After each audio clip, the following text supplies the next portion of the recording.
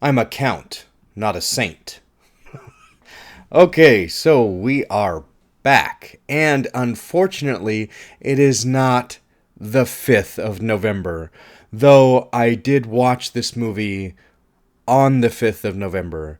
Unfortunately, I've had a cold for the past week, and I've been sleeping a lot. And my intent was to watch this movie and get you a review on the 5th of November. Remember. But that didn't happen last night. I was way too tired, and I went to bed after the movie. Anyway, as you may have already guessed, tonight's review is V for Vendetta. I want to do a few disclaimers real quick before we get into this. These videos are completely unedited and unfiltered. I don't edit anything because if I were to start editing, I'm sure I would never actually post. And I don't filter myself because what the fuck I say is what the fuck I say. And if your kids are in the room, you should probably ask them to leave the room or put your headphones on. This movie does... the other thing is there are going to be spoilers, especially for the movie I'm talking about or reviewing. But I end up going off on tangents sometimes and end up sometimes giving spoilers for other movies. Have no fear. I will put a list of movies underneath this video that talk about a list of all the movies I talk about, and I'll have a header that says spoilers. So if you want to avoid spoilers, for any movie you haven't seen, you can look at the list under spoilers and say, okay, if I haven't seen that, maybe I shouldn't listen to this video. And then I'll have other headers like movies I simply quote or movies that I just mentioned. Because like I said, I tend to go off on tangents. The poster has not been replaced. Excuse me, I'm at the end of a cold, hopefully at the end. So if my voice or anything doesn't sound right, that's why. As you can see, I still have not replaced the poster. What the big surprise that I was going to put up there, I have it, but the frame that I bought for it on Amazon came and it didn't work, and so now I have to have it custom framed, and who knows how long that's going to take. So once that happens, I will have something really awesome up on the wall there, and I will make sure and mention that once that happens.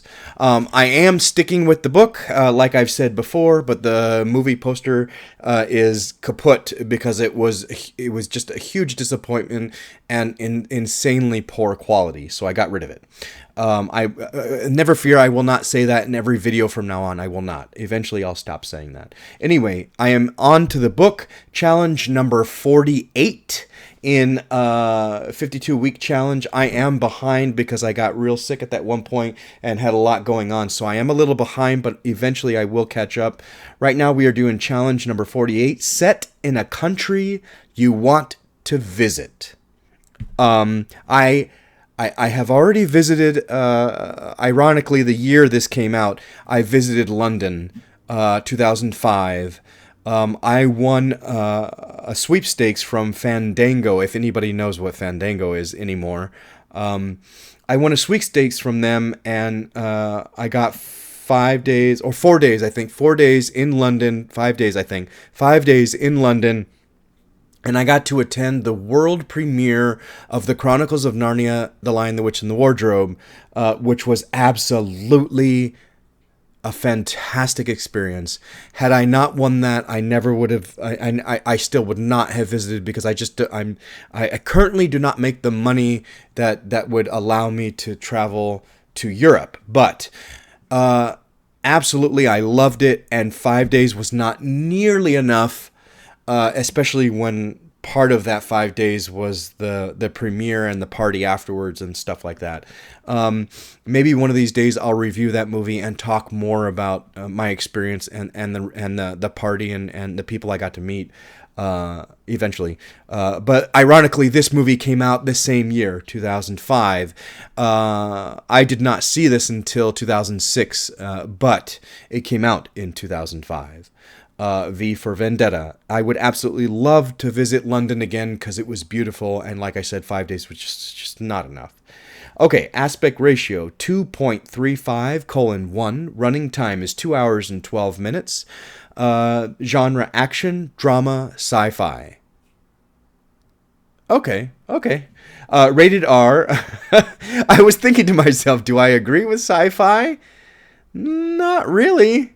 But okay, I guess we can leave that. It's fine. I'm not sure I agree with that, but it's okay. Starring a bunch of people. Hugo Weaving is fan-fucking-tastic. I cannot believe he did not receive an Oscar, at least nomination. Maybe he didn't deserve to win for that year, but a nomination, man. Okay, I'm going to look at my list. Actors in a leading role. We had Philip Seymour Hoffman for Capote. Okay, he was Philip Seymour Hoffman gone way before his time, and such an amazing fucking actor, like stellar actor. So I did not see Capote yet. It is on my list, obviously. I cannot say that Hugo Weaving is a better actor, not at all, but I can say that the performance of V in V for Vendetta was outstanding. So the other actors who were nominated that year were Terrence Howard for Hustle and Flow. I did not see that.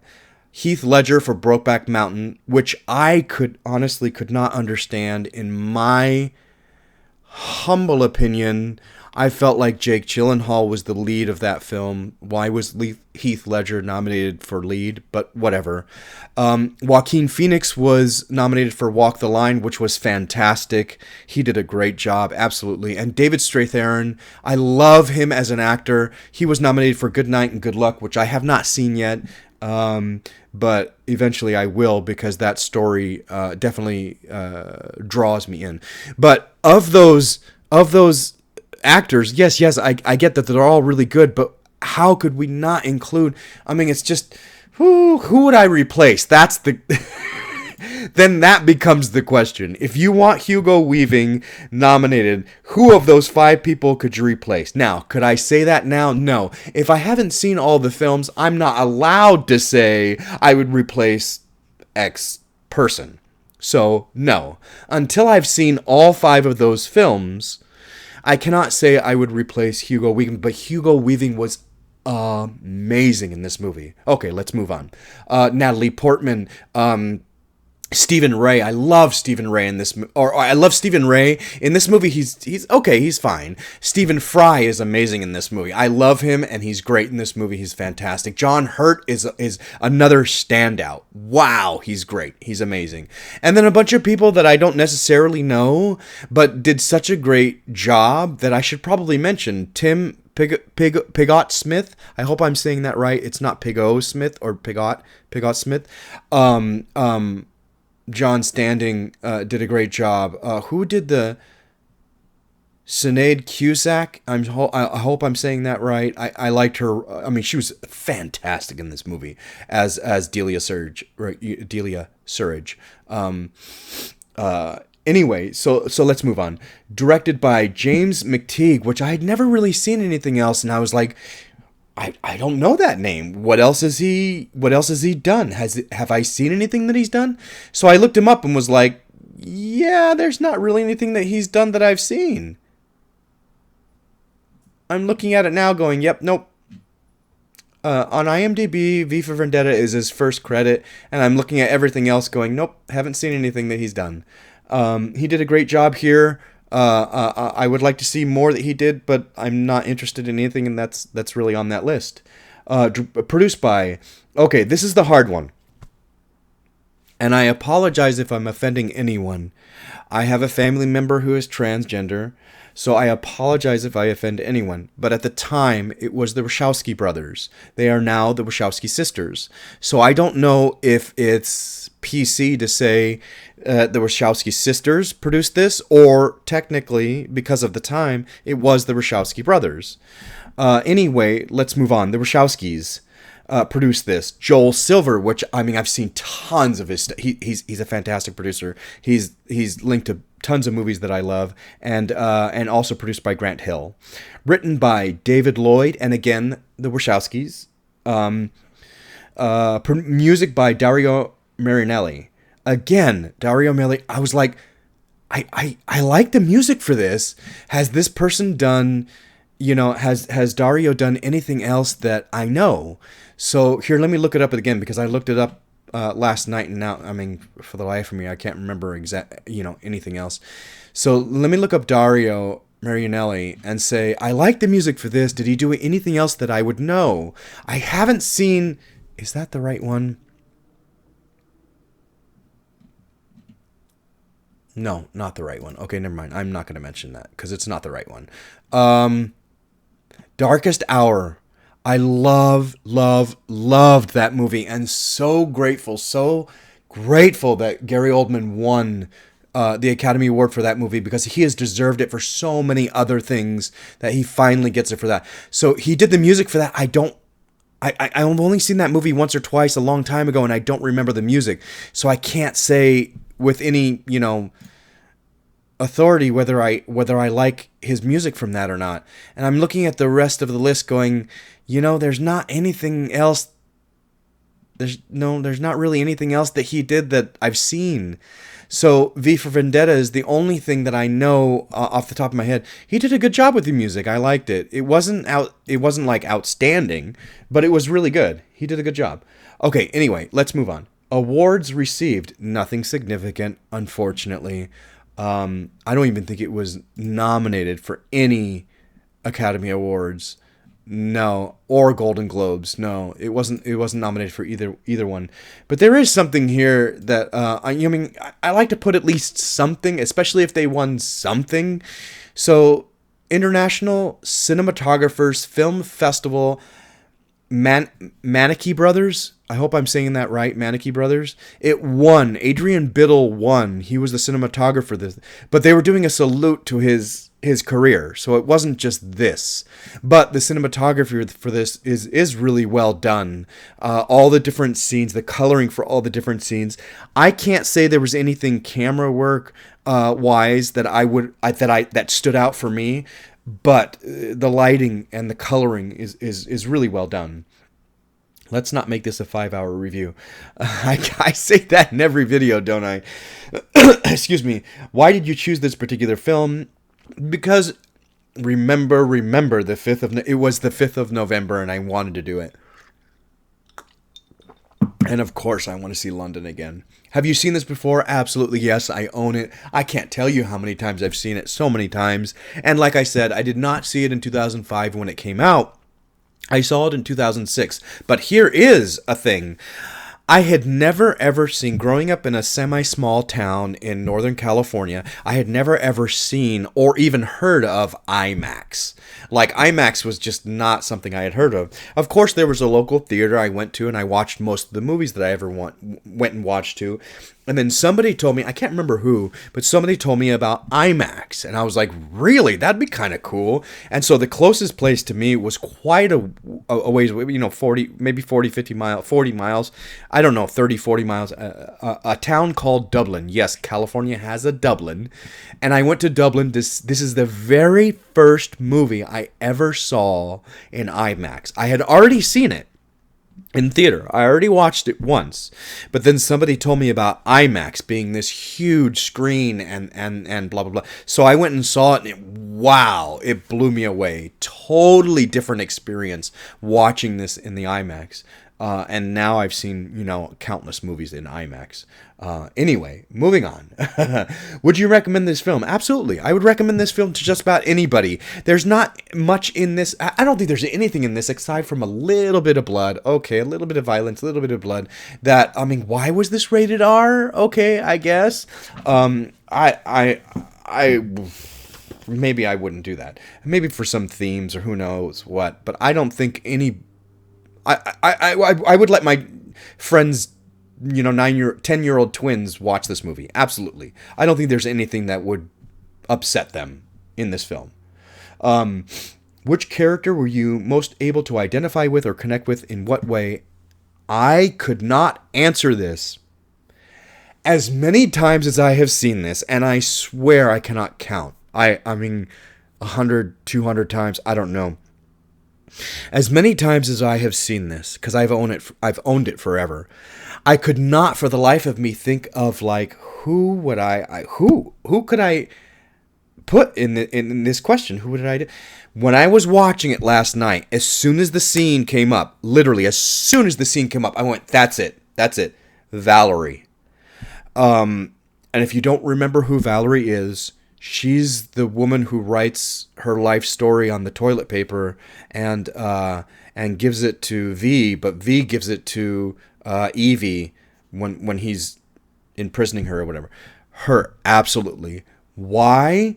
Because not just because, she's lesbian, I'm gay, homosexuality, I guess you would call it. Yeah, okay, we're part of the LGBT community, both of us, but because she has been persecuted for her sexuality, which I have been, absolutely, because she is an actress and I am an actor, absolutely, because she wants the simplest things and doesn't understand why the simplest things, why equality, which is so simple, is not afforded to us. Why? Just because of our sexuality? It's so stupid. But anyway, I identify with her absolutely. There's something else I wrote here.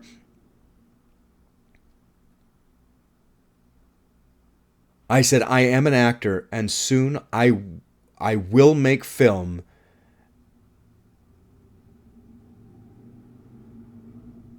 And have a boyfriend, and they will be the best years of my life. Oh, her line. That's why I wrote it. I am an actor, and soon I will make film, and I will have a boyfriend, and they will be the best years of my life. Because that's her line about they were the best years of my life when she was with her girlfriend and making film. Best line or memorable quote. You know what? This whole damn movie is a best line or memorable quote. No joke. This whole movie is, especially just about every single line that is written for V is brilliant and memorable and important and emotional and fantastic, but obviously everybody remembers. Remember the 5th of November, the gunpowder treason and plot. I know of no reason why the gunpowder treason should ever be forgot. And the other big one, people should not be afraid of their government. Government should be afraid of their people, which is something we have forgotten in this country, the USA. We have forgotten. We have such ridiculousness now going on in the government that we as the people have forgotten that we are in charge. I'm not going to get super political. I'm going to leave it at that. It just is.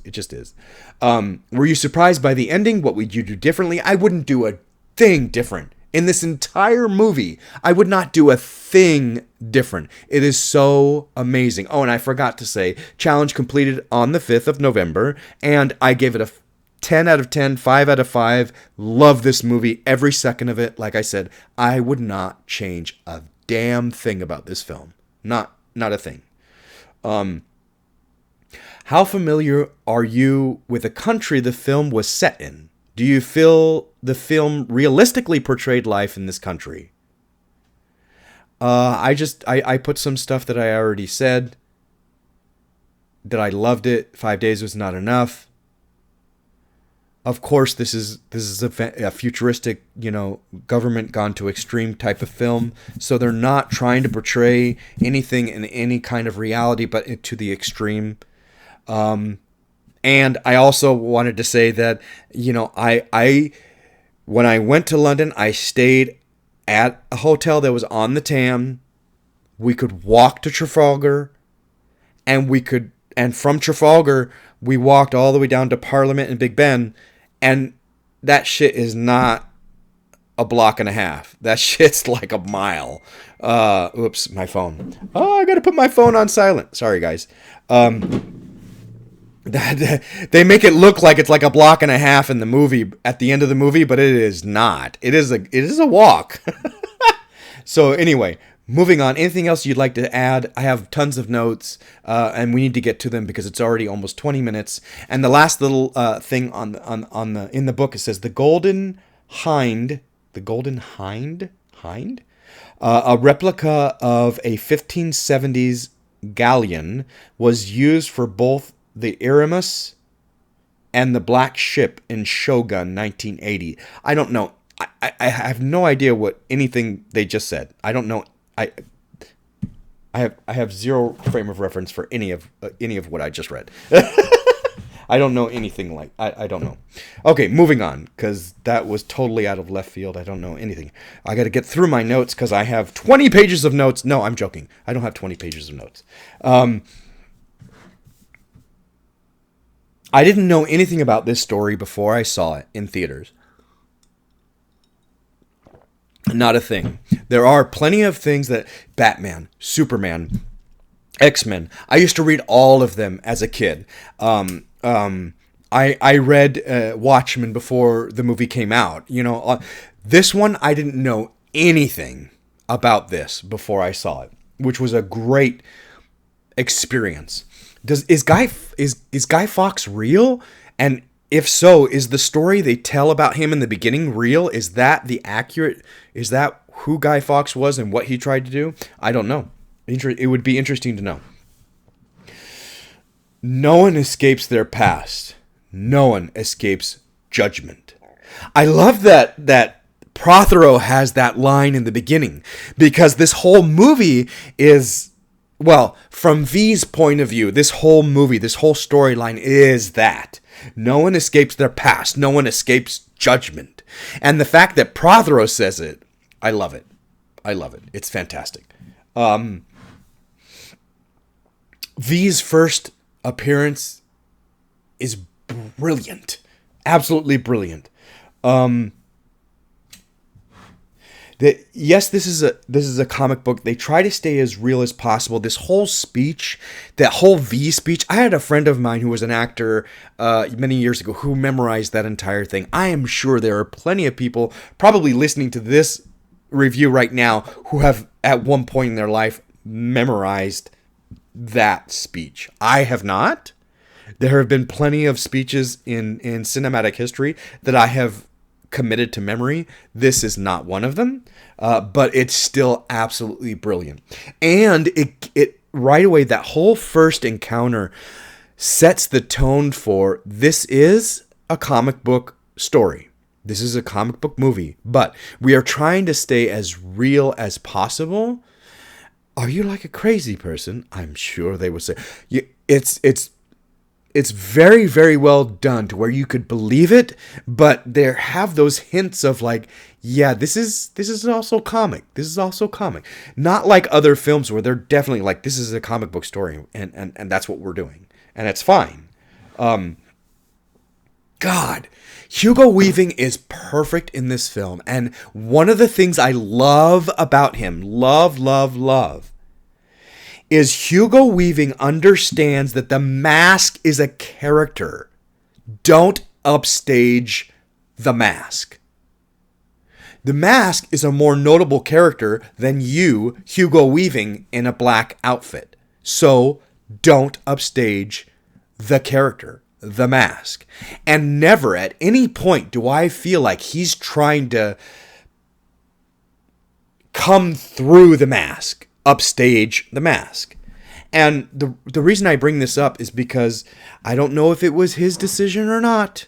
Because I love Carl Urban. My tongue is Carl Urban. I love him to death. He's a great actor. I don't know if that Judge Dredd or Dredd film or whatever that he did, I don't know if it was his decision or the director's decision, but that stupid fucking face he makes through the whole movie, his pouty face, stop trying to upstage the mask. The mask is a character. Batman, your mask is a character. Dredd, your mask is a character. V for Vendetta, your mask is a character. There are so many masks that are characters. Stop trying to upstage your character, because it will never work. It will never come across right. And when you try to do a stupid grunty voice, or you try to do a dumb face to try to upstage your character, you're just ruining it. You're ruining it. And you'll never succeed. You know, Christian Bale, I don't know if it was his decision or if it was Christopher Nolan's decision to do that stupid grunty voice. It's dumb. It's dumb. And it ruins Batman. It does. Your movie could have been perfect if it weren't for that. Dredd. That stupid... Anyway, moving on. Hugo Weaving does not ever in this movie try to upstage his character, which is the mask. It's fantastic. He does such a great job. I, like God, do not play with dice and do not believe in coincidence. One of the greatest. I love that line. I love that. And it denotes the fact that this is a comic book. We are coming from a comic book world because people don't normally talk like that, but it does give also that feeling of reality. We got to move. John Hurt is great in this movie. I love the inserts of him on the screen and the council, and he's talking to the council, yelling. Most of the time he's yelling at the council. But what I love is you don't ever see him. I think this is a note for later on. You don't ever see him. The most of him you ever see is the glass of milk that he's holding at that one point, and then he breaks. But you don't ever see the real him, Sutler, until the very end where he gets killed. I find that to be absolutely brilliant. You don't ever see him. All you see is a recording of him. You never actually see him until the very end. I love it. And he does such a great job at that character. Our job is to report the news, not fabricate it. That's the government's job. How like life. I love that line because how like life. We're the BTN. Our job is to report the news, not to fabricate it. That's the government's job. I get that the accents are strong in this movie. And some people have a hard time getting through accents and they'll put the subtitles on. Totally fine. I got used to accents because very early in my life, I believe I've said in other films, it's hard for me to relate to romantic films because all of them are straight. Well, nowadays they're not. But when I was growing up, they were. And there was a British film called Get Real that I absolutely loved because it was a gay story, and it was like a high school coming of age gay story, nothing outlandish, very simple, but it was British. Why? Because they are much more accepting of sexuality than we were. They were way ahead of us. And so I started watching British film and British TV way early. And so by this time, by 2005, I had seen so much that the slang that they use, ladies and lasses banging, the slang that they use, the accents, I already had an ear for it. So this movie is not hard for me to follow, where I get that some people it's hard to follow because of the accents and such. I find it interesting that the colors of V and the government, this whatever government, are the same, black and red. I find it interesting that the colors are exactly the same. Words. I love that speech where V takes over the BTN and he broadcasts that message and he says words will retain their, he's talking about the importance of words. They don't want us to talk.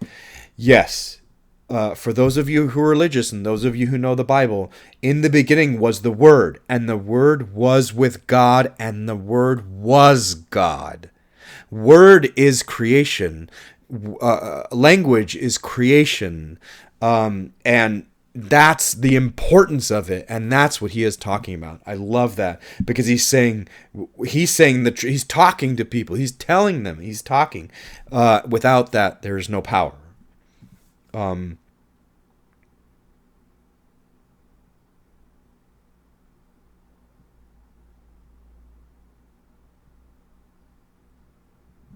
I can't read my note there. Let's start by acknowledging that there's something wrong. And he gives them the option. He says, if you don't think anything's wrong, fine. If you think something is wrong, let's do something about it. I love that. Because he's not forcing anybody to do anything. He is simply saying, if you feel as I feel, let's do something about it. Let's remember that we have the power. On the 5th of November, next 5th, on the 5th of November, let's do something. Let's make it a 5th that they'll never forget.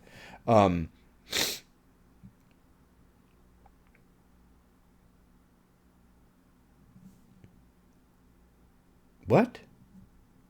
Oh my God, my notes are so bad. Maybe I'll make this video shorter because my notes are really bad. Egg in the toast. Oh, the egg in the toast, whatever they call it, that looks like such a yummy idea. It's not nearly enough food for me. I'm a big guy. I did my BFP test, and they told me that if I sat and did absolutely nothing, I would burn over 2,200 calories a day doing absolutely nothing, simply because I'm a big guy. That's what they told me. So that egg in the toast, just like, it's not enough, but it seems like a really yummy idea. I love eggs, so I was like, oh, that looks so good. And they do it twice in the film, and I'm like, I just want one now.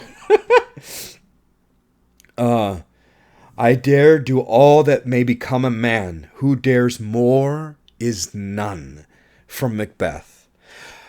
Anything Shakespeare. Oh. Okay, there are some Shakespeare, yes. I love Shakespeare, and there is some Shakespeare that I'm not a big fan of. I don't like the histories. I was not a big fan of Julius Caesar. I'm not a big fan of the history, Henry's. Not a big fan, but Hamlet, Twelfth Night, Midsummer, all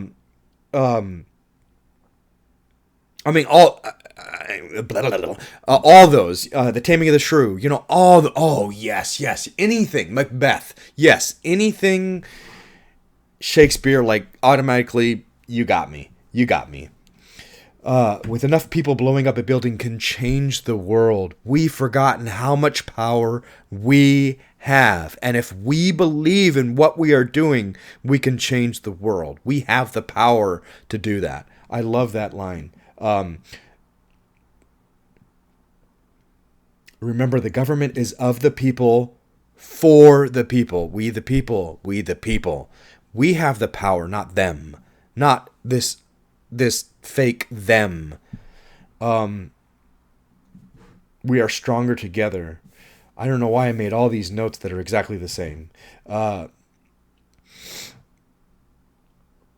Prothero is so full of hot air. I love where he's doing the speech. I just want one chance to meet him, one chance. And then when V shows up, he falls on his ass. He never would confront. I just love the duality of that character. Like the hot air of that character reminds me of people in the government today. Reminds me of plenty of other people. It's just BS. Give me a break. Oh, because of this film, absolutely.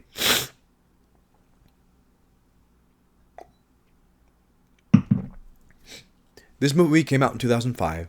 I didn't see it until 2006, but I saw it twice. Once in IMAX. This movie made me curious about The Count of Monte Cristo. Of course, I have heard that title before. I'd never read it, and I had never seen a film, but it definitely made me curious of the film. And so this movie made me fall in love with The Count of Monte Cristo. Because what did I do? I went and looked it up, and sure enough, 3 years prior, 2002, there was The Count of Monte Cristo remake with Jim Caviezel. I hope I'm saying that right. Caviezel and not Caviezel. Caviezel? I don't know. Caviezel. Guy Pearce. And Richard Harris. Oh my God. And Henry Cavill for again, that's another one. Am I saying that right or not? Henry Cavill, I don't know. I hope I'm saying it right. Cavill. He was 15 or 16 when he did the movie, which nobody knew who he was at the time. But anyway, The Count of Monte Cristo 2002, I went back and watched it and fell in love with it because of this movie. And the quote in the beginning of my video was from that film. And one of these days I will review it because it's brilliant. Brilliant. And I love it to death. It's a fantastic film. Great story.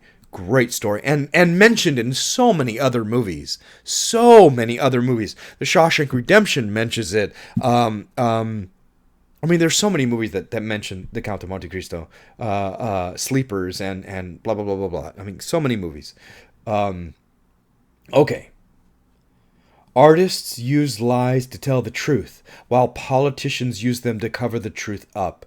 Oh my God, there are so many great lines in this movie, and so true and honest to life.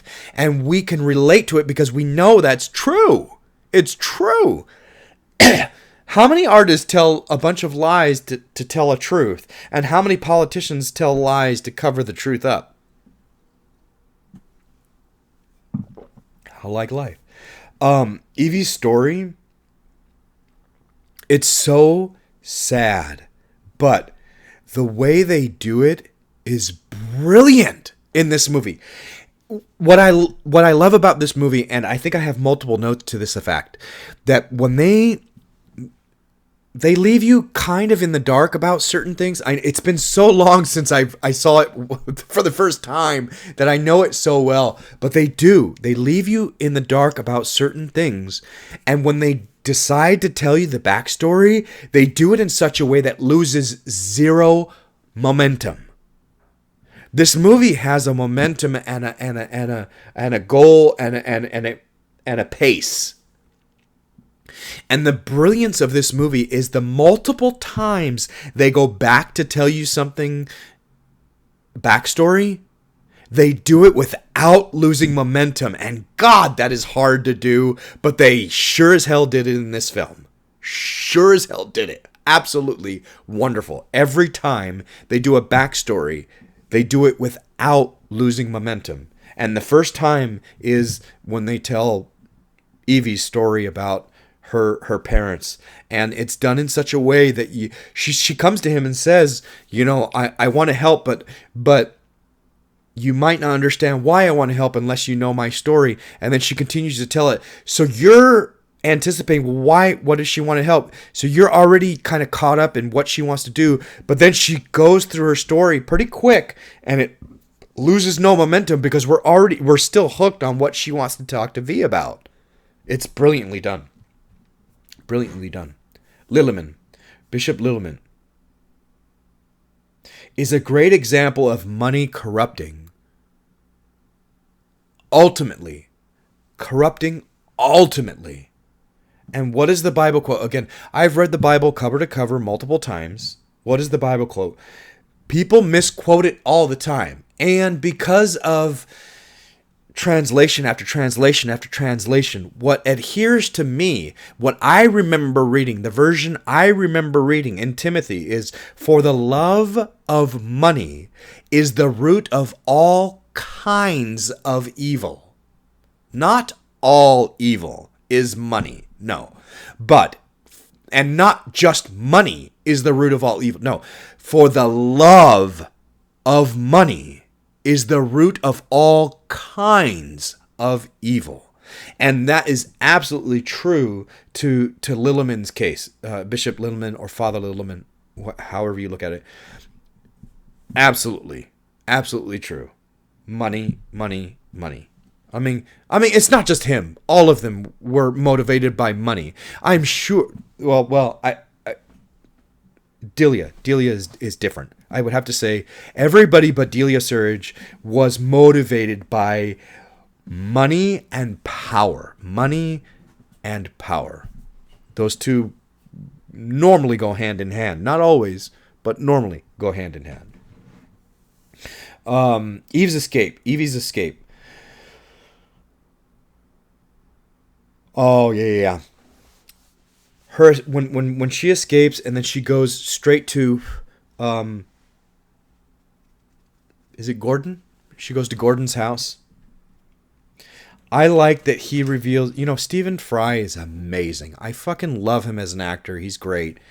And I love that character, Stephen Fry, if I'm not mistaken, is gay in real life. The actor is gay. If I'm not mistaken, I may be completely wrong about that. I apologize if I'm, you know.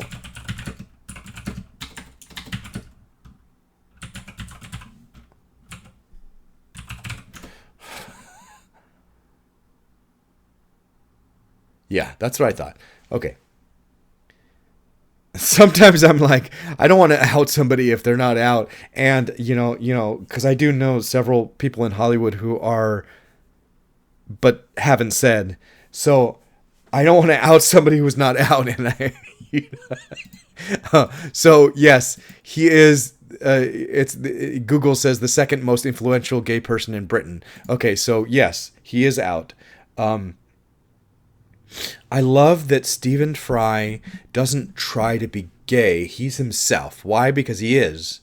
And I love that the character reveals to Evie that he is gay. And what is that brilliant line? If I were to invite who I wanted to, I would find myself without a home, much less a TV show.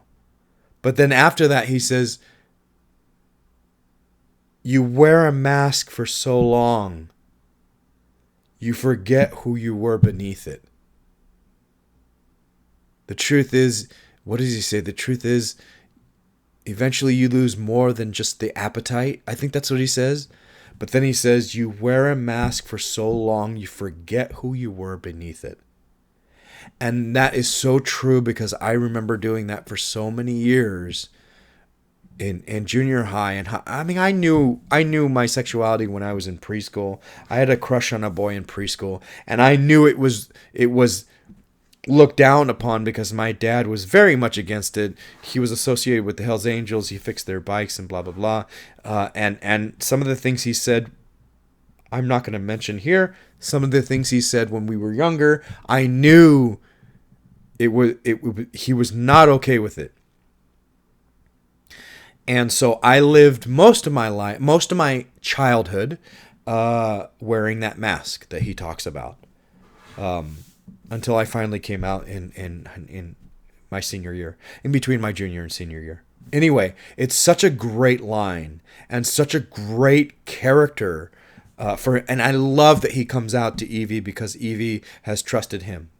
It's great. It's great.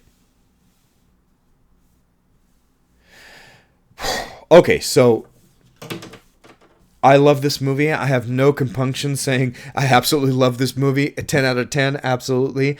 And without question,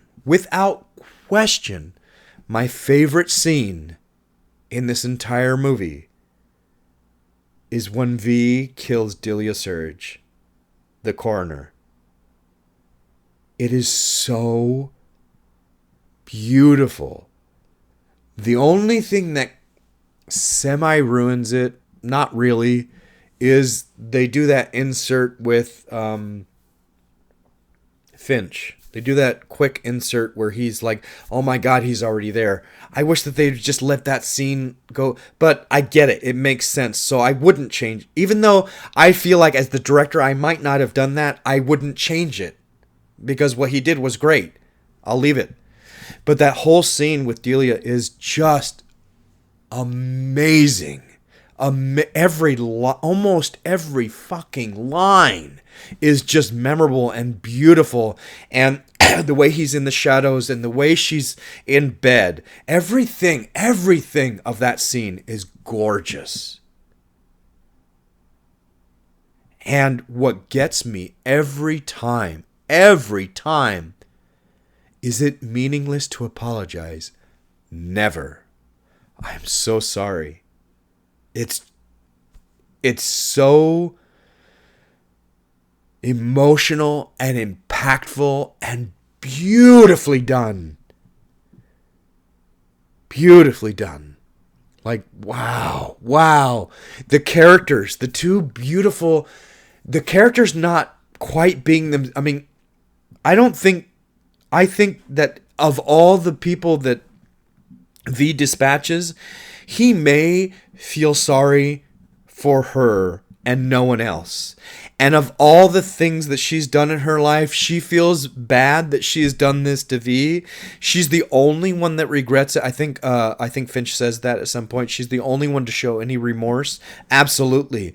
So it's great to see both of these great characters with their guard down and vulnerable and meeting each other at a vulnerable point. It's beautiful. It's all vulnerability and raw nerve, and as the audience I feel that in that scene. Oh. Are you going to kill me now? I killed you 5 minutes ago while you slept. Is there any pain? No. Thank you.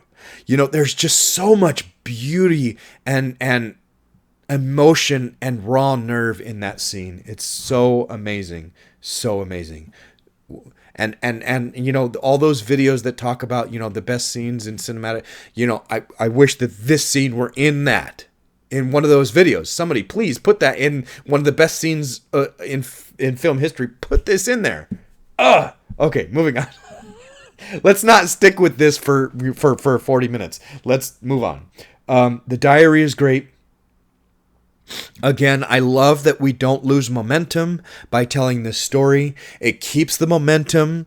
It keeps you engaged because of how we tell the story. It's brilliant. And then after, what if the worst biological, blah, blah, blah, in this country's history was not the work of extremists? What if it was the government? Would you want to know? I'm not saying that that's not exactly the line, but basically, he's like, what if these attacks were not extremists? What if it was the government? And that feeling, that sentiment is so alive and so real in JFK. In the story of John F. Kennedy and his assassination, that's such bullshit. It was not John, or it was not, it's so not him. I don't. The story they tell us, the government would have us believe,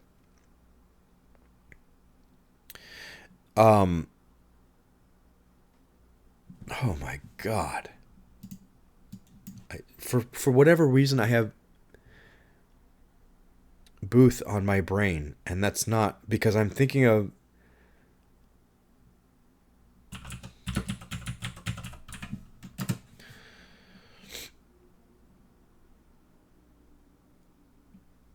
Oswald. Lee Harvey Oswald. Why do I have Booth on the brain? It's because I'm thinking of the line in The Line of Fire.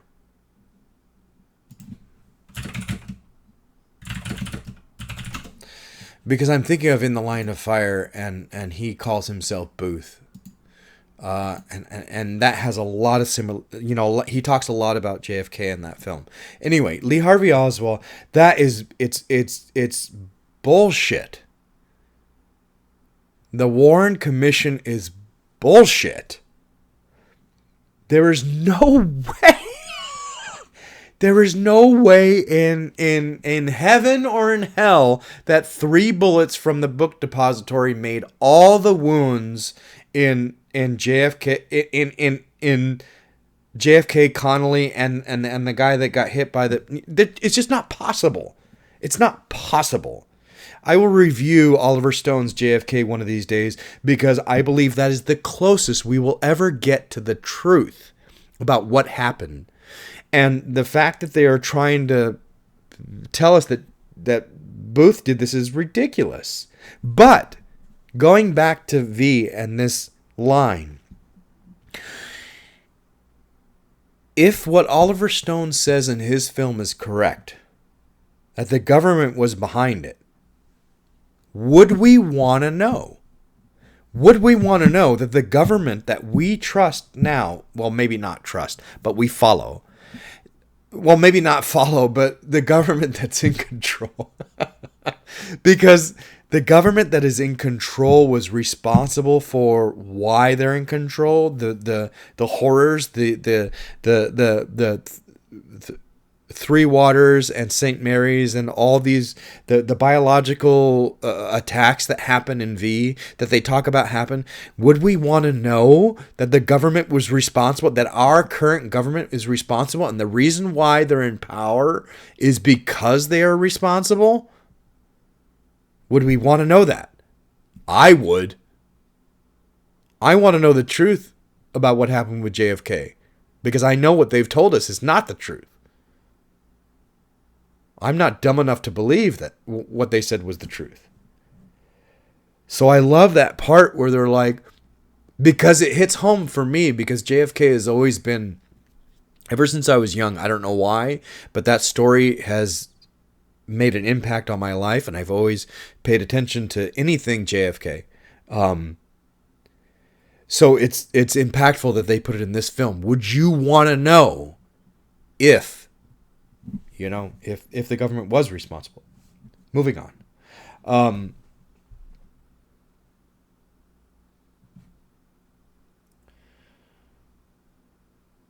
Oh, I already gave that note, so we can move on.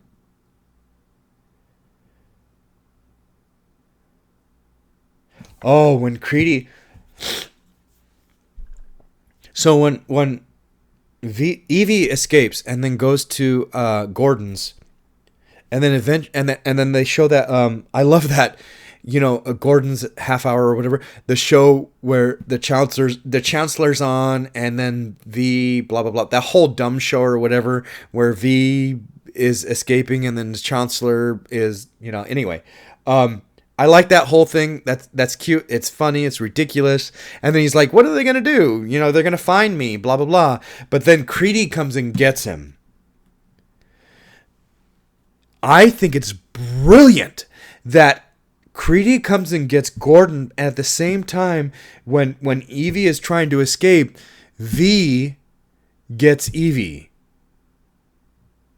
but pretends that he's Creedy. It's such a fantastic, misleading scene. And at that point, I hate when directors lie to us. Don't lie to me. Don't lie to me. The greatest example I cannot watch ever again. I simply cannot watch Kiss the Girls. You fucking lied to me. You lied to me. You lied to me, and I cannot watch your film ever again. This is not the director lying to me. This is, you are supposed to experience what Evie is experiencing, the misdirection. V has misdirected her on purpose, and it's done on purpose, and eventually we tell you the truth. Why? Because the director is not lying to me. He's misleading me on purpose for a reason. And then eventually you get the truth. Beautiful. Beautifully done. Beautifully done. I love it. The story of Valerie is amazing. Is amazing. And so many... What did I say? What did I say near the beginning of the memorable lines? This whole movie is a memorable line. Yes, of course. I only told them the truth. Was that so selfish? I only told when she came out. Our integrity sells for so little, but it is all we really have. It is the very last inch of us, but within that inch we are free. Our integrity is important. I know plenty of people who say I have a lot of integrity. If you are true to yourself, if you are true and you have integrity, no one can take that away from you no matter what they do. No one can take that away from you no matter what they do. And that is part of it. Part of what she realizes and what she understands in this whole sequence of being tortured by V, who she thinks is Creedy. I remember how different became dangerous. I still don't understand it. Why do they hate us so much? Again, I relate to this character so much, and and when she says that, I totally get it. I don't understand why, just because my sexuality is different than you think I'm disgusting or you hate me. I don't understand that. Why? Why? It makes no sense. I don't hate you because of your sexuality, because yours is different than mine. It doesn't even occur to me to hate you because your sexuality is different than mine. It doesn't even occur. Why? And then at the end of the whole thing, when she says, I love you with all my heart, I love you. Beautiful. Like, that whole sequence is gorgeous. Gorgeous. And her whole speech, it's just wonderful. Be yourself no matter what. Within that inch of integrity is your freedom, no matter what anybody does. Oh, I love that. It's a great scene. It's a great sentiment. It's a great scene. How true to life. I will not go into the closet for my career. I am gay, and there's nothing wrong with that. I've been since I was a kid. I was born that way. The unfortunate thing is I had an agent for a while. I'm not going to say his name. He has passed on. I will not say his name. I had an agent for a while who didn't seem to pay attention to me much, but he sent me on a few auditions. As soon as I told him I will not go in the closet for my career, I want to be an out and proud gay man who also does action or drama or anything. I will not go in the closet for my career. When I told him that, he stopped sending me on auditions. He stopped. From then on, until the day he died, he never sent me on another audition. And now, unfortunately, I don't have an agent, and getting an agent is a challenge. Anyway, it will happen for me because I know I was meant to do that, and I will not compromise who I am for my career, and it will happen. Anyway, moving on. The revelation of the torture scene is brilliant. I love the way they do it when she comes out and they're fake. It's so great.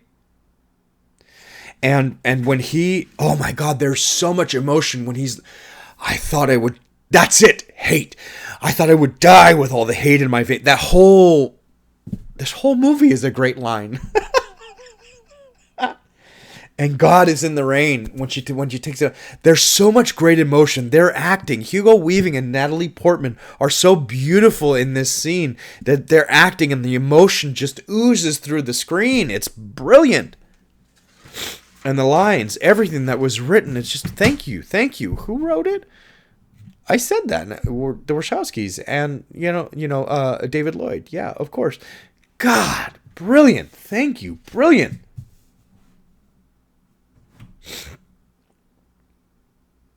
It was delivered to me as it was delivered to you. I delivered it to you as it was delivered to me. He's talking about the story that it is real. She's like, what'd she say? It doesn't seem right to keep this knowing that you wrote it. I didn't. When he tells her the truth. It's important that she knows that it's true because what you based your revelation on is not false. It is true.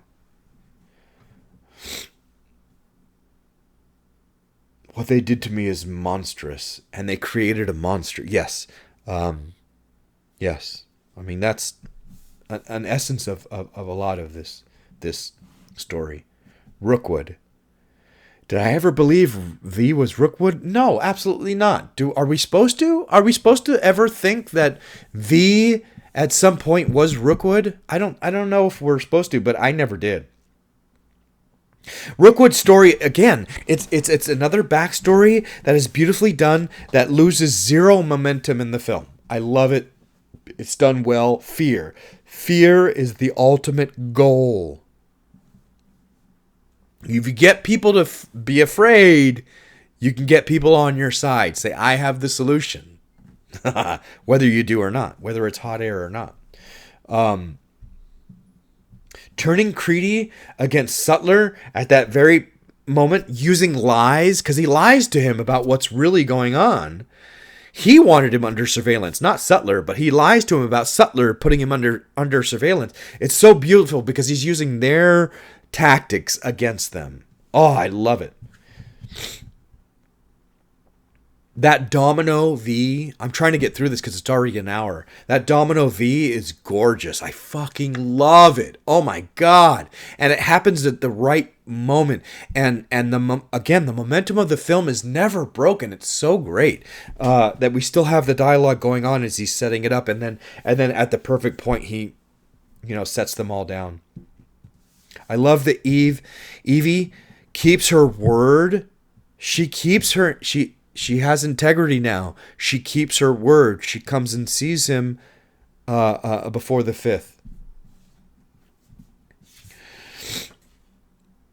I was shocked and was not expecting him to give Evie the choice to blow up Parliament, like to send the underground. I was not expecting that. That was a shock to me. I've seen this movie so many times, it's hard to watch with new eyes, but it is a shock to me that he decides to let her make that choice. It's your choice, not mine. You made me realize that the choice to do this is yours, not mine. Why? Because I know after tonight I'm done. The future is not mine. My book closes tonight, and he knows it. And the future belongs to you. And if you want this to happen, you can do it. Beautiful. Beautiful. Made me feel sad for Mercedes. He cared more about revenge than her. Oh, so that line is earlier in the film, but it makes sense now at the end. When she says, when they watched the original Count of Monte Cristo together, and did you like it? And she says, yes, but it made me feel sad for Mercedes. He cared more about revenge than he cared about her. Now it makes sense. When she says, don't go, just stay with me. That beautiful scene where she kisses the mask. I love that they kept it true to film. How else would we do that in film? I don't care that it's a mask. It's a beautiful kiss scene. It's very, very well done. And he chooses his path over her. He could have chosen her, absolutely. But he cares more about closing the book on his story than starting a new path with her. And that line now makes sense. She feels bad for Mercedes because he cares more about revenge than her.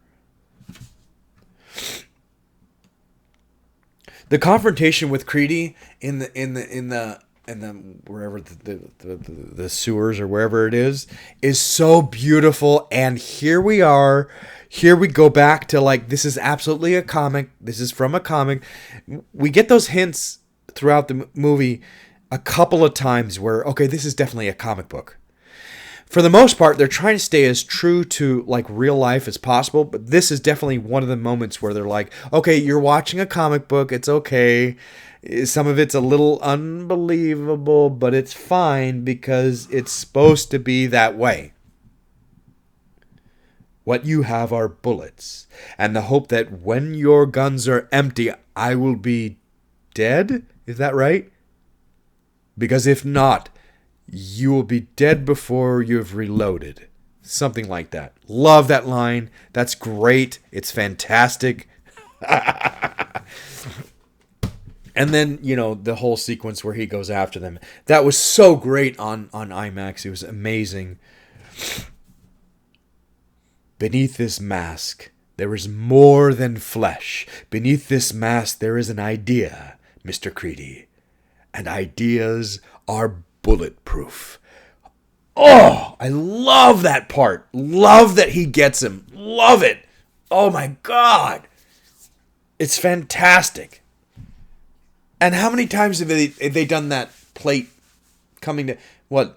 They did it in Back to the Future 3. What is that originally from? The Man with No Name? What is that originally? It was a Clint Eastwood film. I can't remember which one. But that's originally from a Clint Eastwood film. Anyway, I love that part. I love that he gets Creedy. Absolutely love it. And that sentiment is real. That an idea is bulletproof. Oh, I love it. And then when he goes back, he's dying. I fell in love with you, Evie. And he says, like I never thought I could, or something like that. And she says, I don't want you to die. When he says, that's the most beautiful thing that is the most beautiful thing you could have ever given me. I'm sorry, my nose is all stuffed up. Does he mean that the most beautiful thing you could have given me was telling me that you don't want me to die? I believe that what he's referring to, that's the most beautiful thing you could have given me, is reminding him of his capacity to love. That he fell in love with her, and the most beautiful thing you could have given me was reminding me that I have the capacity to love. Why? Because earlier he said he thought he would die with all the hate in his veins. Hate taught me to breathe, taught me to sleep, taught me to... He has been filled with vengeance and hate for so long that her showing up reminded him that there is something more. I think that's what he's referring to. And it's such a wonderful moment, such a beautiful moment. Two more notes. One, I love when Parliament blows up and everybody's taking off their masks. We see everybody's faces, including the people who have died, including people who have been in the past. Who had died years ago. It's beautifully done. Who decided to do that? Who decided? Did the director, James McTeague, decide to do that? Was that written? Did the Wachowskis decide to do that? It's a brilliant choice, and I love it that we see the faces of the people who have died, who are also represented there. It's wonderful. It's wonderful. And my last note, I know it's an hour 7 already. My last note. He was Edmond Dantes. I know she says more, but the important part is he was Edmond Dantes. Who was he? He was Edmond Dantes. He was me. He was you. He was my brother. He represented everybody. But the core of the film is he represented Edmond Dantes. Edmond Dantes, who was wrongfully imprisoned and sought revenge, sought vengeance, sought justice. I love it. I love it. I love it. And again, like I said, V for Vendetta is the film that made me love the Count, made me want to watch it and love the Count of Monte Cristo. Absolutely brilliant. And one of these days I will review that too. Okay, we are at an hour 8. It's a little longer than I thought. I had a lot to say. Love this movie. Love this movie. And I will try to get you another video as soon as possible. Hopefully this cold goes away sometime soon. Thank you for listening. I hope I wasn't too for you to hear what I was saying. And I will get you another one soon. Bye.